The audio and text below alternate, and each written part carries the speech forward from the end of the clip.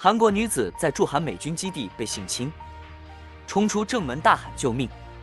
据朝鲜日报报道，时隔半年，韩国警方对驻韩美军涉嫌性侵韩国20多岁女性一案展开补充调查。去年7月，该女性从驻韩美军基地跑出，称自己遭遇了性侵，并大呼救命。军务人员发现这一情况后，将女子移交给美国宪兵队。之后，驻韩美军以正在调查为由拒绝作出回应，且被质疑一再拖延韩国警方介入此案。去年11月，韩国警方认定该美国官兵涉嫌强奸，全罗北道群山美国空军第8战斗飞行团基地。去年7月24日早，该女性从位于全北群山市的美国空军第8战斗飞行团基地正门跑出，并寻求帮助。她称自己在驻韩美军基地内遭遇了性侵。KBS 电视台称，该女性于前一日晚进入美军基地。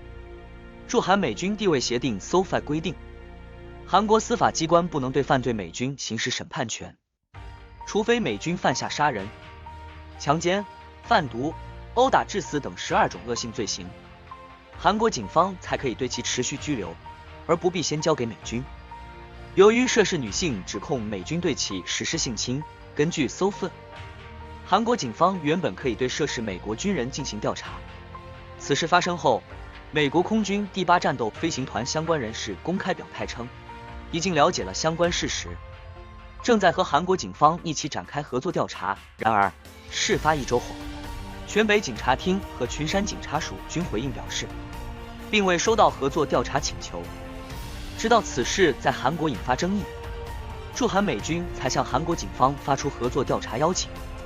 时隔半年，此事再次爆出新进展。全北警察厅介绍，去年11月，韩国警方认定该美军涉嫌强奸。该男子在被传唤时曾否认性侵指控，称自己和受害者是协商之后发生的性关系。但韩国警方初步调查发现，受害女性是在醉酒状态下被性侵，且其陈述前后连贯而具体，可信度较高，因此将案件移交检方。